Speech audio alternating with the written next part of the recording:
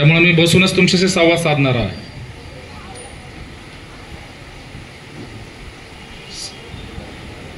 संत शिरोमणी रविदास महाराज की जय. राष्ट्रीय चर्मकार महासंघाचा विजय असो.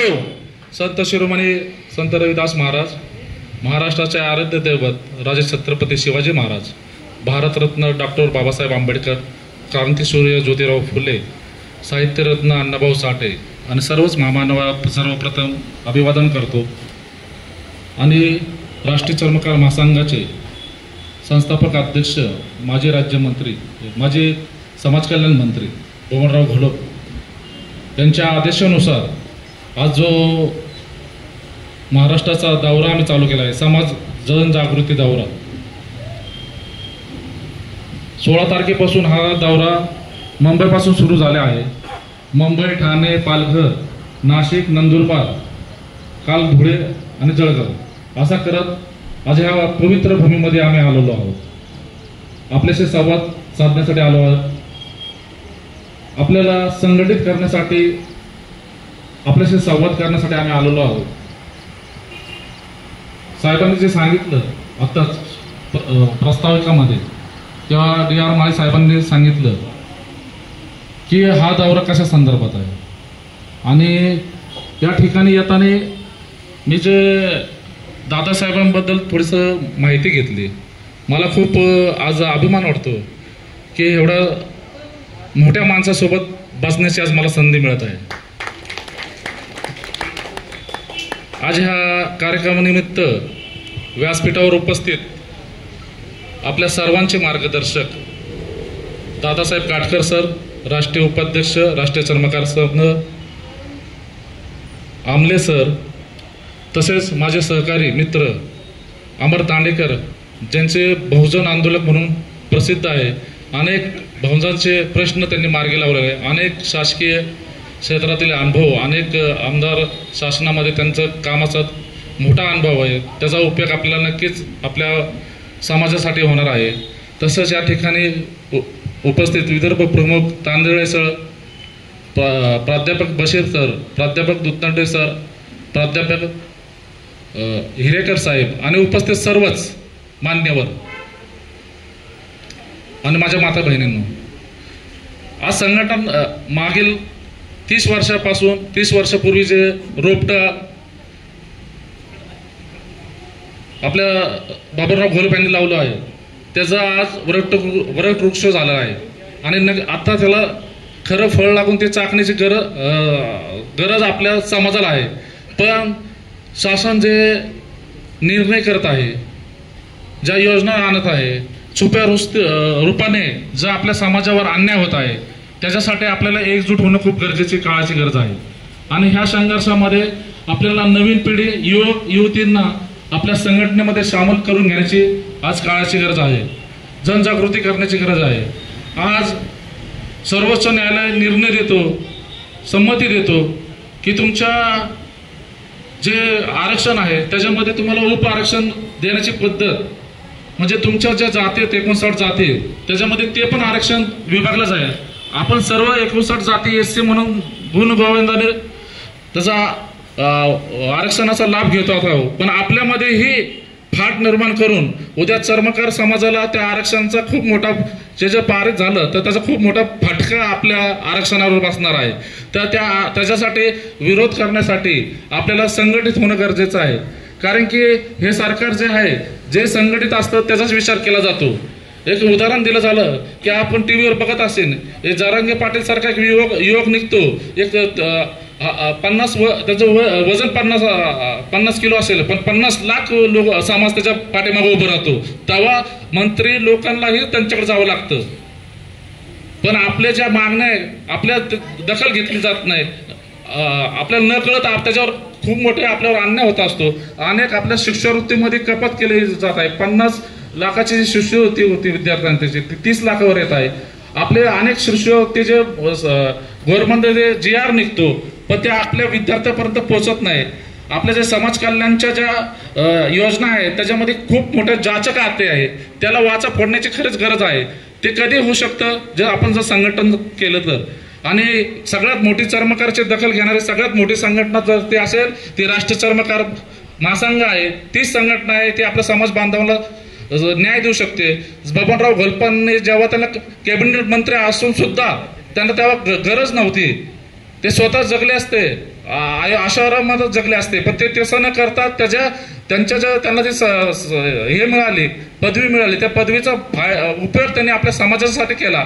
आज 11 आमदार आहे, याच्या आधी 15 आमदार आपल्या समाजाचे होते. किती लोक समाजाची दखल घेतो, किती लोक समाजापर्यंत पोहोचतो, कुणीही दखल घेत नाही. समाजाचा वापर ते करतात, पण त्यांचं ते कर्तव्य आहे, कारण की आरक्षणातून त्यांना ते हक्क मिळाला आहे. आज जर आरक्षण बाबासाहेबांनी आरक्षण नसतं दिलं तर ते शिकू शकले नसते, आज त्या पदावर जाऊ शकले नसते. त्यांनी त्याचं भान ठेवायला पाहिजे, ते भान ठेवत नाही. आणि एकमेव असा आपला नेता आहे जो आपल्या समाजामध्ये आज बी 70 वर्ष त्यांनी पार केले तरी पण तो झटत आहे. त्यांना वाटतं समाजाचं सर्वांगीण विकास व्हावा, त्यासाठी त्यांनी आम्हा युवा पिढीला ती संधी दिली की तुम्ही दौरे करा, अडीअडचणी समाजाच्या जाणून घ्या. आज 36 जिल्हे आम्ही फिरणार आहोत आणि आपलं समाज जनजागृती करणार आहोत आणि आपल्या सर्वांना विनंती करणार आहोत की जास्तीत जास्त युवक युवती आपल्या समाजाशी जोडायला पाहिजे. आपण आपल्या घरातून त्याची सुरुवात करायला पाहिजे. आपण काय करतो आता इथं बसलं तर सगळेजण 45-50च्या पुढचे तरुणांना आपण घेऊनच येत नाही समाजाच्या कार्यक्रमाला. दुसरं तुम्ही बघा, जरा बाकीच्या ज्या संघटना असतात, हिंदुवादी ज्या संघटना असतात, त्यांचं बाळकडू तुम्हाला त्यांना घरातूनच दिलं जातं, ते बिंबवलं जातं. आपण ते का नाही करत? आपल्या मुलांना रविदास का नाही कळत?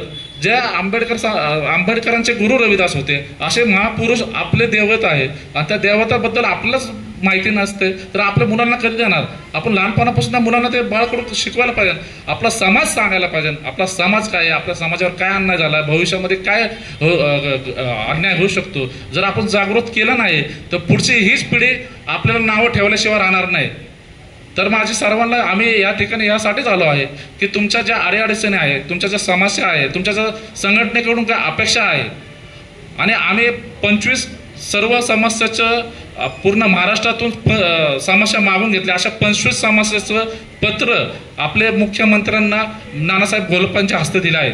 त्यातूनही काही स्थानिक लेवलला काही अडचणी असतील, कुणावर अन्याय होत असेल तर त्याची तुमच्याकडून मागणी माहिती घेण्यासाठी खरं म्हणजे हा दौरा आहे. इथं कोणत्याही प्रकारचं आम्ही भाषण करायला आलो नाही, प्रबोधन करायला आलो नाही, आम्ही फक्त संघटन करण्यासाठी आलो आणि ही काळाची गरज आहे. जर आपण आज संघटित नाही झालो तर पुढची पिढी आपल्याला नावं ठेवाशिवाय लागलं नाही, आपल्या भाषेत बोललं तर शिवाय दिल्याशिवाय राहिलं नाही. कारण की आपल्या मागच्या लोकांनी काम केल्यामुळं आज आपण चांगल्या परिस्थितीमध्ये आहोत. पण जर आपण घाव राहिलो तर भविष्य खूप वाईट होणार आहे. आता जे चाललंय, जे राजकीय क्षेत्रामध्ये चाललंय ते खूप चुकीचं चाललेलं आहे.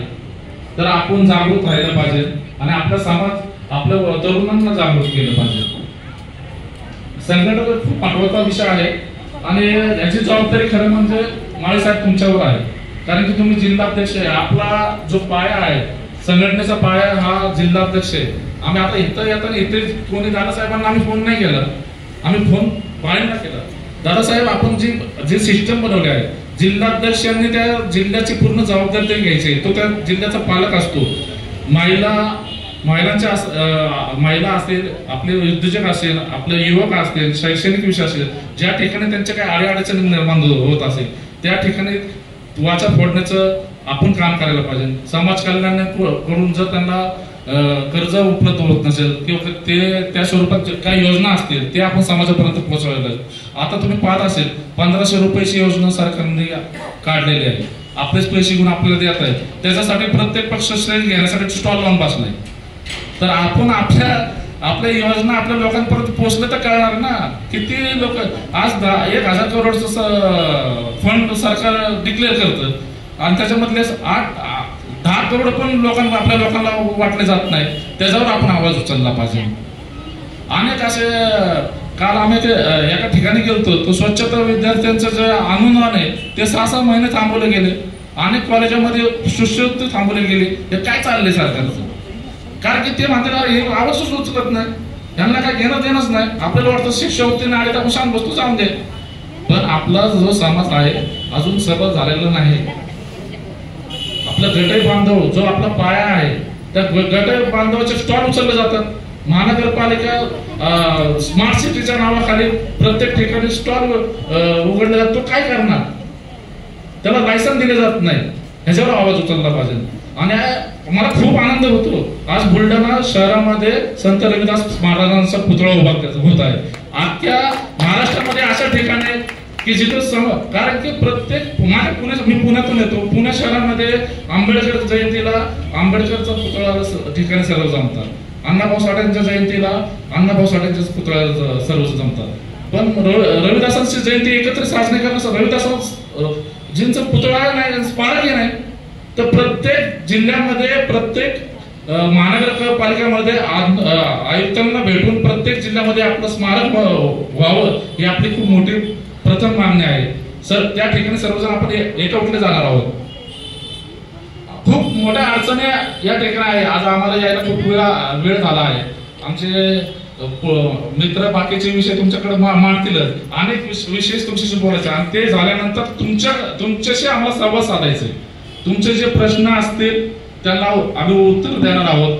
संघटना त्यासाठी काय करणार आहोत, तुम्ही संघटनाकडून तुमच्याकडून काय अपेक्षा आहे भविष्यात अनेक वर्ष तुमचा अनुभव आहे संघटनेकडून. पण आपल्याला वेळेनुसार बदलावं लागणार आहे. आता ही आपली नवीन RCM आहे, त्याच्याशिवाय बदलल्याशिवाय होणार नाही. आणि ही नवीन RCM घुसून काम करून घेणार आहे. आपण पहिला फक्त निवेदन देऊन फोटो काढायचो. आज निवेदन देऊन फोटो काढायची वेळ आली नाही, तर घुसून काम करून घ्यायचं वेळ आलेली आहे. डायरेक्ट GR काढण्याची वेळ आली आहे. त्यासाठी आपल्याला तरुणांची खूप गरज आहे. तर तरुणांना आपण जास्तीत जास्त सामील करायचं आहे. आणि सुरुवात ती घरातूनच करायची. आपल्याला महिला संघटित करायच्या आणि सुरुवात आपल्या महिलांकडून घ्यायला आहे. आपल्या समाजाच्या कार्यक्रमाला पूर्ण परिवार सोबत आहे ना, त्यांना समाज कळून द्या ना. फक्त जेव्हा आपल्या मुलाचं लग्न असेल तेव्हाच समाजामध्ये यायचं का आपण? तेव्हा असे किती लोक आहेत, किती लोक आहेत की जे समाज बोलायला नाचतात अधिकारी, आणि जेव्हा त्यांचे मुलं मोठवतात तेव्हा त्यांना आता स्थळ मिळत नाही. आता तुम्ही समाजात आहे ना बाबांनो, ज्या समाजामुळे तुम्ही मोठे झाला, ज्या समाजाच्या आरक्षणाच्या जेव्हा तुम्ही मोठे होत आहे त्या समाजाला तुम्ही विचारता. तुम्ही बॉन्डवर राहता ना, स्वतःला मराठा ओपन पण नाही, तुम्ही SC मध्ये पण नाही. तुमची अवस्था काय आहे? अशा लोकांना माझं सांगणं आहे, विनंती बांधतोय म्हणून तुम्ही समाज आहे तर तुम्हाला किंमत आहे. आणि ज्याची ताकद आहे त्यालाच किंमत आहे. तर आपण त्याचं प्रबोधन करायचं आहे. तालुका स्तरावर प्रत्येक आपले नातेवाईक असतात, त्यांना समाजात संघटनेत घ्या, सभासद करून घ्या. त्याच्यामध्ये एखादा होतगुरू असेल, एखादा कार्यकर्ता असेल. आता माझ्यासारख्या पुणे शहरामध्ये एक शाखा अध्यक्ष असलेला कार्यकर्ता नानांनी मला प्रदेश विभागाध्यक्षाची मोठी जबाबदारी दिली. इथे प्रत्येकाला संधी मिळणार आहे. तुमचं कर्तृत्व दाखवा, तुम्ही वेळ द्या. आज दिवसातून 1 तास समाजासाठी द्या. वाचन करा, प्रबोधन करा, लोक जोडा. सर्वात प्रथम एकमेकाच्या सुखात दुःखात उभे राहा. हे वेळ दावे बाजूला ठेवा. माझं नावच नाही दिलं, माझा फोटोच नाही आला, ह्याच्यामध्ये फसू नका. अरे हे सरकारचे आमदार, खासदार, मंत्री एकमेकाला शिव्या देत होते. असे खुर्ची घालून बसले. ते सत्तेसाठी करू शकतात, तर आपण समाजासाठी नाही करू शकत का? आपल्या समाजासाठी लोक माती खायला तयार होतात. आपण आणि आपला समाज असा आहे की तो रस्त्यावर उतरत नाही. मी खूप लहान आहे तुमच्यापेक्षा.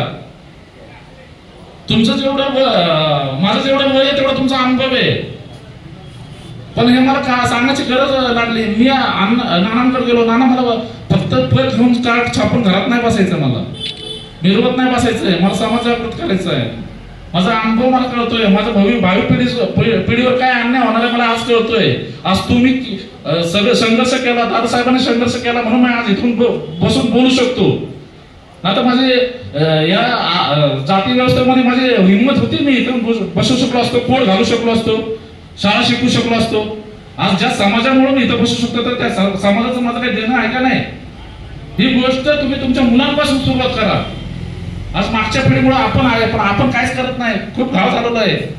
डगमगली आपली जे संघटना डगमगली. एकमेव स्टँडर्ड आहे जे न्याय देऊ शकतं. आज जर तुम्ही त्याच्या पाठीमध्ये जर उभा नाही राहिला तर भवितव्य खूप दुर्दैव आहे. बंधूंनो, महाराष्ट्रातली सर्वात मोठी संघटना आज आपल्या परदेश पूर्ण आंतरराष्ट्रीय अनेक राज्यामध्ये आपलं संघटन काम करते.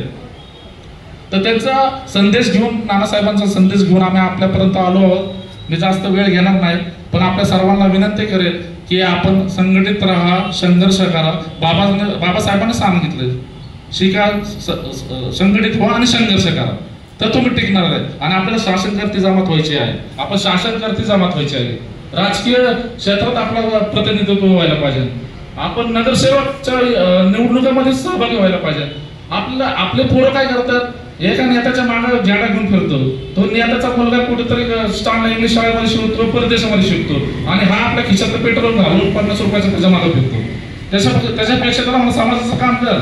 समाज मोठा झाला की तो नेता तुझ्या घरी तुझ्या पाया पडेल, हे तो त्याला शिकवलं पाहिजे. सोशल मीडियाचा वापर करायला पाहिजे. आज एवढं मोठं सरकार सोशल मीडियामुळे आज लोकांना वेळ नाही तुमच्या वेळेला. आज एवढा माझ्या माता भगिनी आल्या, रक्षाबंधनाचा त्यांच्या आयुष्यातला मोठा सण आहे, पण मी पण एक तुमचा भाऊ आहे. माझ्या बहिणी 14 बहिणी मला राखी बांधतात, पण माझ्या भाव्या पुढीच्या बहिणीचा मला उद्धार करण्यासाठी ते माझ्यासाठी रक्षाबंधन महत्वाचं आहे.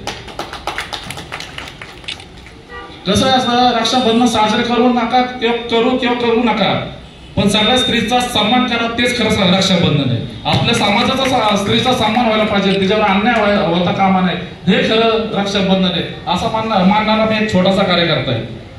तर मी तुमचा जास्त वेळ घेणार नाही. आमचे तांडेकर साहेब तुम्हाला संघटन विषयात माहिती देतील. या ठिकाणी मला बोलवलं, जो सन्मान दिला त्याबद्दल मी DR माळे सर्व तुमच्या टीमचं आभार मानतो करतो. तसंच दादासाहेबांसोबत मला त्यांच्याशी भेटण्याची मला संधी मिळाली. दादासाहेब तुमचे असेच आशीर्वाद आम्हाला भविष्यात मिळून दे. आजच्या पुढच्या प्रवासामध्ये तुमचे आशीर्वाद, तुमचं मार्गदर्शन आणि आपल्या सगळ्यांच्या शुभेच्छा आमच्या पाठीशी राहावं ही सदिच्छा व्यक्त करतो. जय रविदास, जय भीम, जय अण्णा.